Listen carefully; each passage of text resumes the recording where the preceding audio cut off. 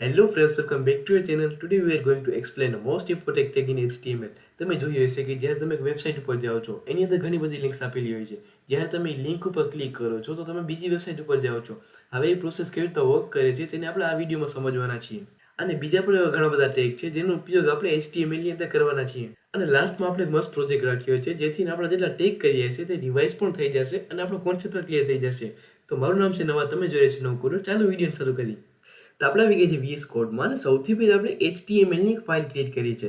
તો file create કરવાથી કંઈ થવાનું નથી, આપણે તેનું સ્ટ્રક્ચર પણ લખવું પડશે. જો સ્ટ્રક્ચરને લખવા માટે આપણે આ સિમ્બોલનો યુઝ કરશું. આને તમે ધ્યાનમાં રાખજો. ઇન્ટર કરશું તો આપણું જે સ્ટ્રક્ચર હશે આખે આખું આવી ગયું છે. આ ડોક્યુમેન્ટની જગ્યાએ આપણે કંઈ લખવું નથી, તેને આપણે કાઢી નાખીએ. ફરીથી સેવ કરશું અને નોર્મલી આપણે બોડીની અંદર એન્કર ટેગનો યુઝ કરશું. એન્કર ટેગનો યુઝ કરવા માટે નોર્મલી આપણે એનો યુઝ કરીએ છીએ અને એન્કર ટેગની અંદર એક એટ્રીબ્યુટ છે HREF. HREF ની અંદર આપણે એક લિંક એડ કરવાના છે જેની ઉપર આપણે ક્લિક કરશું તો આપણે બીજી લિંકની અંદર જશું. તો આપણે આના અંદર યુટ્યુબની લિંક લખશું.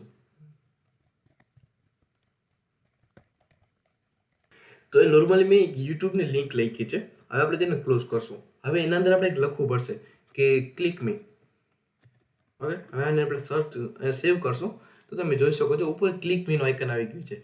જ્યારે આપણે એના ઉપર ક્લિક કરશું તો ડાયરેક્ટલી આપણે યુટ્યુબની અંદર વહી જશું. હવે એન્કર ટેગનો યુઝ શું છે? જ્યારે આપણી એક વેબસાઇટ છે, હવે ત્યારે એ વેબસાઇટની અંદર આપણે બીજી વેબસાઇટને લિંક કરાવીએ છીએ તો આપણે એન્કર ટેગનો યુઝ કરશું. હવે એન્કર ટેગ તો કમ્પ્લીટ થઈ ગઈ. હવે આપણે ઇમેજ ટેગને સમજવાના છે. હવે normally use for show image in all websites. જે તમારી વેબસાઇટ છે, હવે તે વેબસાઇટની અંદર તમારું ઇમેજ શો કરવું હશે તો ત્યારે આપણે ઇમેજ ટેગનો યુઝ કરશું. તેનો એટ્રીબ્યુટ છે ને 3 છે. 3 નથી પણ ઘણા બધા છે. આપણે તો ખાલી 3 લખ્યા છે જે મોસ્ટ ઇમ્પોર્ટન્ટ છે. SRC છે, હાઇટ છે, વિથ છે. જેથી આપણી હાઇટ એન્ડ વિથ પણ ઇમેજની અંદર આપણે એડજસ્ટ કરી શકશું. એનો એક્ઝામ્પલ લીધો છે. ઇમેજની અંદર આપણે SRC લખ્યું છે અને સ્ટુડન્ટનું JPGનું ફોર્મેટ આપણે એના અંદર એડ કર્યું છે. હવે આ ખાલી એનાથી કંઈ થશે નહીં. અહીંયા આપણે ક્લોઝિંગ ટેગ પણ યુઝ કરવું પડશે ને. તો ક્લોઝિંગ ટેગ પણ આપણે ઇમેજ લખી નાખશું IMG. ઓકે, આ ક્લોઝ થઈ ગયું. હવે એનાથી આપણું જે ઇમેજ છે તે આપણી વેબસાઇટની અંદર થઈ શકે. આપણે આને પણ પ્રેક્ટિકલ કરીને જોઈ લઈએ. હવે ઇમેજ ટેગને એડ કરવા માટે આપણે નોર્મલી IMG નો યુઝ કરશું. હવે IMG થી તો કાંઈ થવાનું નથી, આપણે એના એટ્રીબ્યુટ્સ તો જોશે ને જોશે. તો આપણે SRC નો યુઝ કરશું. હવે SRC થી આપણે જે બીજી ફોટોસ હશે તે આપણી વેબસાઇટની અંદર આવશે. તો આપણે શું કરશું કે નોર્મલી આપણે તેના અંદર આપણે એક મેં લિંકની કોપી કરી રાખી હતી, તેને આપણે એડ કરી છે અને અહીંયા મેં પૂરું કરી નાખ્યું છે. જ્યારે હું આને સેવ કરીશ તો તમે જોઈ શકો છો કે નોટબુકનો જે ફોટો છે તે આની ઉપર આવી ગયું છે. હવે આપણે શું કરવું છે કે તેની એક હાઇટ છે તે મારે ફિક્સ કરવી છે. તો શું લખીશ કે હાઇટ. હવે આપણે એની 50 હાઇટ રાખી, બરાબર. હવે ફરીથી આપણે સેવ કરશું તો તમે જોઈ શકો છો કે ફોટો જે છે તે સાવ નાનકડું થઈ ગયું છે. લિંક જોવો છો ને તે બહુ મોટી તેનું એડ્રેસ છે, બરાબર. હવે જે તમારા ફોલ્ડરની અંદર જે લિંક હશે ને તો તે ટૂંકમાં નાનકડામાં પતી જશે. હવે તે બેને શું કહેશું આપણે? લિંક છે ને આપણે એબ્સોલ્યુટ લિંક કહેશું અને જે આપણા ફોલ્ડરની અંદર હશે તેને આપણે રિલેટિવ લિંક કહેશું. નોર્મલી ઇમેજ ટેગની અંદર બીજું કંઈ છે નહીં. આ જે હતું ને મેઇન પાર્ટ તે મેં તમને સમજાવી દીધું છે. હવે આપણે શું કરવું છે કે અહીંયા હોરિઝોન્ટલ લાઈન પાડવી છે. તો નોર્મલ આપણે HR નો યુઝ કરશું. તમે જોઈ શકો છો આપણી જે હોરિઝોન્ટલ લાઈન અહીંયા આવી ગઈ છે. આપણે સમજીએ કે હોરિઝોન્ટલ લાઈન એટલે શું. હોરિઝોન્ટલ લાઈન એટલે બીજું કંઈ નથી કે લાઈન ડ્રો કરીએ છીએ જેથી આપણે ડિવાઈડ પડે છે, સેક્શન ડિવાઈડ પડી જાય છે. હવે જે H1 છે હેલો વર્ડ અને HR થી શું થશે કે હેલો વર્ડ છે તે ટોપમાં આવી જશે અને HR થી જે લાઈન છે તે મેઇનમાં આવી જશે.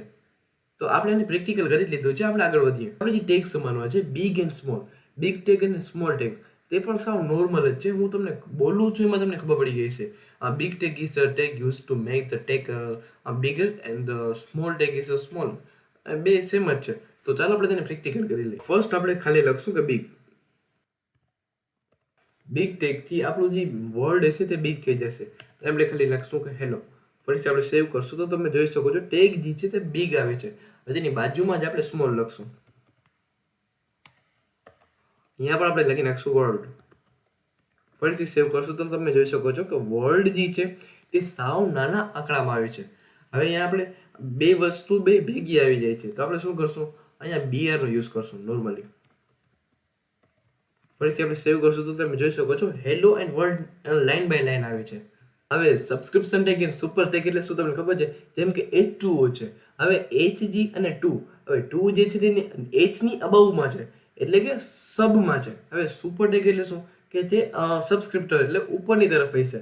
HTML tag is used to show the text below of the normal line and the super tag is the used to show the text above the normal line. એટલે કે સબ ટેગ એટલે બિલો એટલે નીચે અને સુપ એટલે કે અબાવ એટલે ઉપર. હવે જો તમને એક સિન્ટેક્સ આપી છે. હવે H2O, હવે 2 જે છે નીચે આવી જશે અને સુપ માટે પણ મેં એક્ઝામ્પલ લીધું છે કે 5 અને 2 જે છે ઉપર આવી જશે.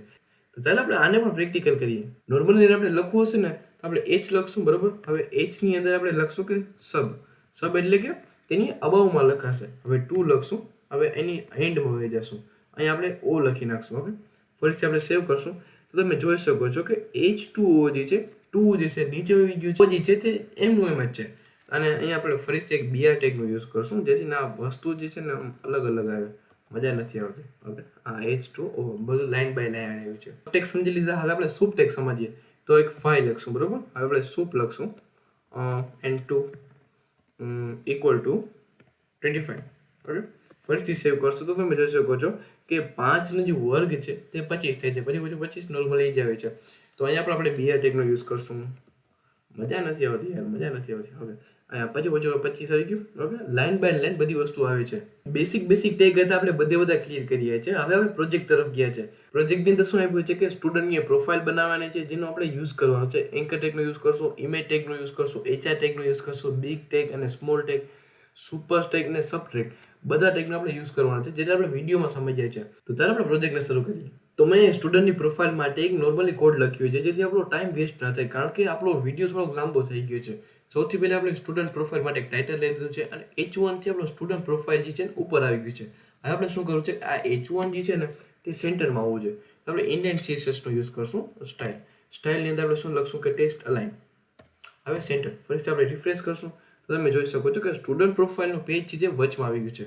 હવે શું કરશું કે આ બિગ ટેગ, અહીંયા આપણે નોર્મલી બિગ ટેગનો યુઝ કર્યું છે. હોરિઝોન્ટલનો યુઝ કરીને હોરિઝોન્ટલથી આપણે આ લાઇન જે છે ને તે પડી છે. હવે બિગની શું લખ્યું, વેલકમ ટુ માય પ્રોફાઇલ, બરોબર. અહીંયા નોર્મલ લખેલું વેલકમ ટુ માય પ્રોફાઇલ. પછી સ્મોલ ટેગનો યુઝ કર્યું છે કે this web is create to using a basic tag. હવે એ પણ આવી ગયું છે. અને HR નો યુઝ કર્યું છે. ફરીથી આપણે હોરિઝોન્ટલ લાઇન આવી ગઈ છે. અને H2 થી ફરીથી આપણે શું લખ્યું છે કે માય ફોટો. હવે માય ઇમેજ ટેગનો યુઝ કર્યું છે. ઇમેજની અંદર આપણે SRC નો યુઝ કર્યું છે. હવે આ student.jpg છે ને તે રિલેટિવ લિંક છે, કારણ કે મેં મારી ફોલ્ડરમાંથી તેને એડ કર્યું છે.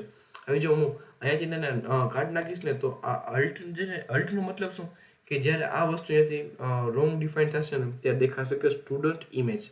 હવે જો ફરીથી આપણે તેને Z કરશું અને ફરીથી સેવ કરશું તો અહીંયા કંઈ આવું વર્ડ અહીંયા જોવા મળતું નથી. આ વાત તમારે ધ્યાનમાં રાખવાની છે.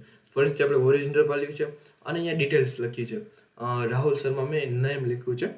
હવે ક્લાસની અંદર આપણે સબટેગનો યુઝ કર્યું છે અને ગ્રેડ છે BR, બરોબર. ફરીથી આપણે લાઈન અને નોર્મલી બીજું કાંઈ છે ને google.com, એટલે હું જ્યારે આના પર ક્લિક કરીશ તો ફરીથી હું ગૂગલ ઉપર આવી જઈશ. એવી રીતના આખું આપણી વેબસાઇટ વર્ક કરે છે. તો આ બધા આપણા નોર્મલ ટેગ હતા અને આપણે બધા કોન્સેપ્ટ પણ ક્લિયર થઈ ગયા છે. આપણે બધા ટેગ કમ્પ્લીટ થઈ ગયા છે અને આપણે બધી વસ્તુને પણ સમજી ગયા છે. અને લાસ્ટમાં એક પ્રોજેક્ટ હતો, મેં ડાયરેક્ટ કોડ લખી નાખ્યો છે જેથી આપણો ટાઈમ વેસ્ટ ન થાય.